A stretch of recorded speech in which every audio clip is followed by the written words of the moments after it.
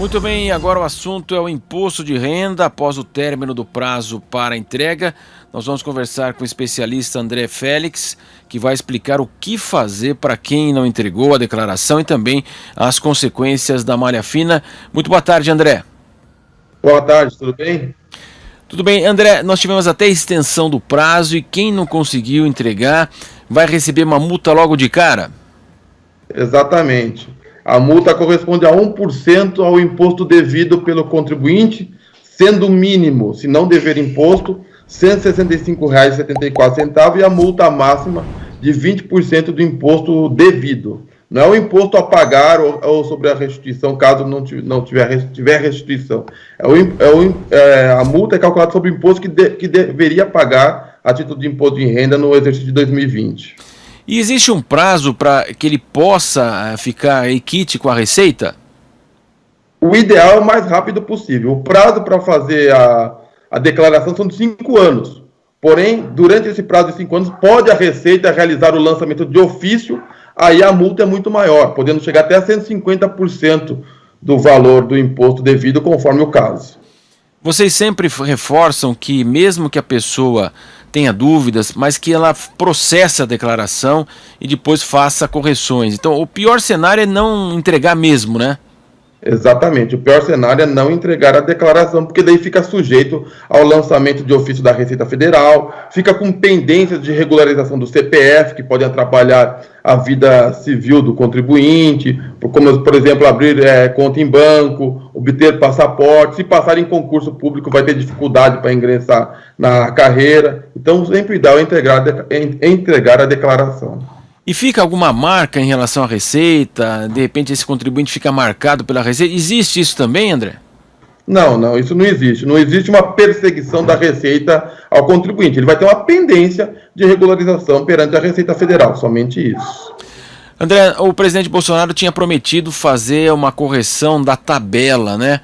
Inclusive aí todo mundo reclama que já faz tempo, até institutos fiscais apontam uma defasagem muito grande da correção da inflação e da tabela do imposto de renda. O Brasil precisando de recursos, esse é um cenário praticamente impossível, uma promessa que não foi de fato aí cumprida. Exatamente. A correção da tabela do imposto de renda não deveria ser nem discutida, né? Deveria ser inerente, né? Todo mundo tem direito à correção dos rendimentos, né, conforme a inflação. Hoje, se tivesse feita a correção da tabela do imposto de renda, a faixa de isenção seria de R$4.000 por mês. Então, 10 milhões de pessoas estão desobrigadas de entregar a declaração do imposto de renda. Sem dúvida, mas imaginando aí esse cenário de crise econômica, não foi feita essa atualização e dificilmente será realmente na sequência. O que o senhor avalia em relação aí à possibilidade de reformas tributárias? Inclusive, a gente está falando de correção na tabela, o ministro Paulo Guedes quer até eliminar essas tabelas de deduções. Poderá haver uma mudança de fato significativa no imposto de renda? Não, o que a gente tem acompanhado é que serão mudanças tímidas, né? E, inclusive, as deduções do imposto de renda, dependendo das deduções que forem tiradas, por exemplo, despesas médicas, despesas com educação, serão despesas que serão discutidas no Poder Judiciário, que são praticamente os direitos inerentes do contribuinte, né? Os gastos com despesas médicas, despesas de saúde e com educação serem deduzidas do imposto de renda. Exato, e aí fica aquela questão das ações que elas estão há muito tempo, de fato, no Supremo Tribunal Federal. Tivemos recentemente, né, houve uma decisão do ICMS não fazer parte do PIS e da COFINS, né, das contribuições. O governo continuou cobrando aí dos contribuintes e finalmente tivemos uma decisão final, uma modulagem aí de uma data, portanto, dessa decisão do Supremo.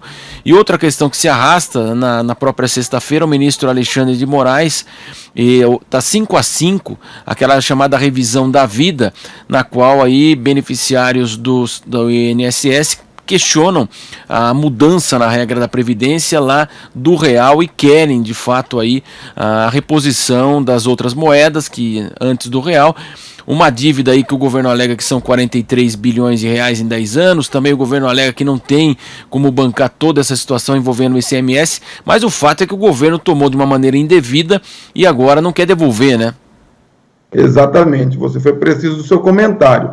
Exigir imposto indevido, tributo indevido, não dar a correção monetária da Previdência Social, que a correção monetária não é um plus, como eu falei, é um direito, é inerente, né, a atualização monetária dos seus rendimentos, dos seus ganhos. É enriquecimento ilícito por parte do Estado. E quer queira, quer não, esses valores que o governo fala, vamos perder 40 bilhões, os cofres públicos vão perder 200 bilhões, que é o caso da exclusão do ICMS da base de cálculo do PIS/COFINS, ninguém tem a base certa desses cálculos.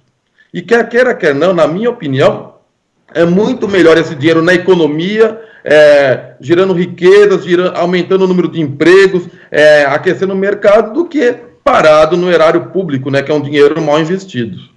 Sem dúvida. Agora, André, a gente sabe, você falou das combinações, saúde, fica, né, as pessoas que vão declarar ainda. É claro que o fisco hoje é muito avançado, né? Se a gente pode, algo que funciona no Brasil, o fisco, cruzamento de informações.